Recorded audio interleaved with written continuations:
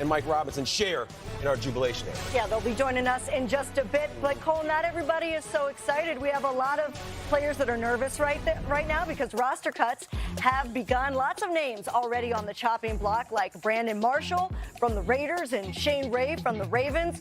Both have dealt with injuries.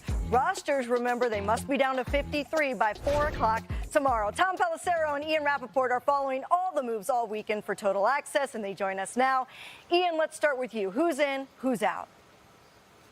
We'll start with maybe the biggest name who is now out, but not off the roster, but certainly not on the playing field. Jerick McKinnon, who the 49ers signed 2 years ago to be their starting running back, missed last year after ACL surgery. Now sources say headed to injury reserve at the very least, going to miss the start of the season. And Tom, this is not because of his torn ACL, but because of the same knee had some irritation, had some soreness. They may actually have to go in and do a procedure to alleviate some pain and fix this issue. No firm word yet on if he's going to be put on IR tomorrow or Monday, but still, the 49ers are out their starting running back. Ian, most of the cuts are going to come down tomorrow, but a bunch of teams did get a head start today. That includes the Seattle Seahawks, who waived backup quarterback Paxton Lynch. Now, Lynch got off to a good start in the preseason, then took a vicious hit from Vikings cornerback Holton Hill, who was ejected and fined. I am told that Lynch is now out of the concussion protocol, but he is also out in Seattle. Geno Smith, now the former Jets starter, looks to be the number 2 behind Russell Wilson. Elsewhere in Baltimore, a couple other former first-round draft picks let go, Shane Ray as well as wide receiver Michael Floyd. And the Lions informed former second-round draft pick Tease Tabor that he, too, is going to be cut. But, Ian, that move did not appear on the transaction wire today, which indicates the Lions are still hopeful they maybe can trade Tabor before the deadline on Saturday. Yeah, no doubt. And so many teams, Tom, as you know, are still in bad need of cornerbacks. So the Lions may actually be able to make this happen.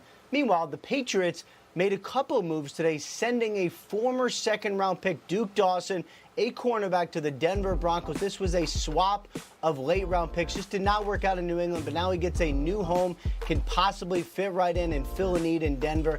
The Patriots also may have solved an issue at center. David Andrews, who's been battling a blood clot, headed to injured reserve. So he traded with the Bills, a rare in-division trade. Russell Bodine headed to the New England Patriots in exchange for a 6th-round pick, Tom.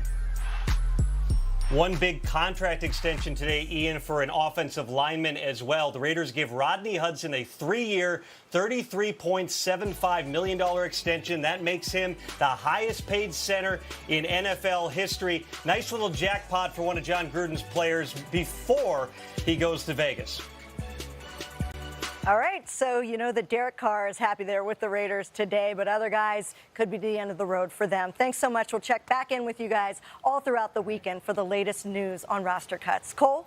All right, preseason week 4 wrapped up last night, and Giants and Patriots. So one of the events, and Tom Brady right there getting his Danielson on. It's crazy kick. He's 41. The flexibility, it's next level. How about Steely Dan? That's Daniel Jones. Over the last 3, 25 to 30, 369 yards and a pair of touchdowns. And right here to Golden Tate.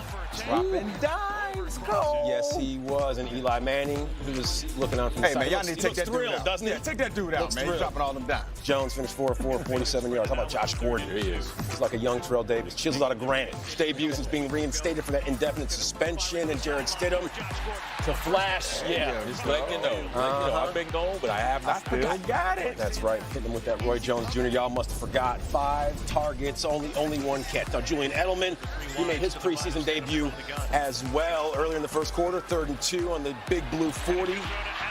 Edelman reeling this pass in from Stidham. It's a 20-yard connection, Mike Brown. Yeah, but I think his finger was a little jacked up on this play. He said he's all right after the game, but I don't know. The ball came out and all of those things. We didn't see him again. Yeah, check out NFL.com for the latest on Julian Edelman. He would look at his hand on the sideline, of course. Now, how about Demaryius Thomas? When you talk about balling, he was definitely doing that. He was looking electric as a Patriot. Shoulder fade. 35 yards, one of his 2 touchdowns on the day. Finished 7 snags, 87 yards. Patriots, however, they would lose 31 to 29. So New England, they fall in preseason tune-up number 4. But as we showed you, a few notable wide receivers with some serious burn. Of course, Julian Edelman, Demaryius Thomas, and Josh Gordon. And if you're the Patriots and the Patriots fan base. How good of news is that Josh Gordon was out there doing his thing? Yeah, it was great news, and I know a lot of us are saying it's the 4th preseason game. Why do you have Julian Edelman, Demaryius Thomas, and Josh Gordon out there running around in the 4th preseason game? But these guys hadn't got much work in the preseason, and we have to understand the preseason is to get the guys ready to play in the regular season game. So if these receivers hadn't gotten any work, of course I'm going to put them out there in the 4th preseason game, get them some work, and make sure that the first time that they're getting adjusted to real game speed isn't week 1. They got it done in the preseason when it didn't matter. Yeah, and oh, by the way, Josh Gordon, he is expected to be active in week 1, so that's good news. That's great news. How good was it to see all 3 of those guys get some work? It was good, but you look at what they did, right? And people always say the Patriots, they always do things that you least expect, right? I'm not surprised to see these guys out there in the last preseason game getting polished off before the season starts. They don't care what you think, what you say. They're going to go about their business the way that they feel that they can get their players ready. We've seen this team for over a decade, 2 decades now, do things that's unorthodox, right? But you don't question it because you know what they're going for is to get their guys ready for week 1, and that's all Bill Belichick cares about, getting those guys ready for that first game. Jared Stidham, he's ready to take the reins from Tom Brady, right? No, they ain't happening. Pump the brakes. I thought maybe you guys would bite on that just a little bit. The Patriots offense a year ago, they were 5th overall, so, of course, Flash Gordon will add to that this season. Now,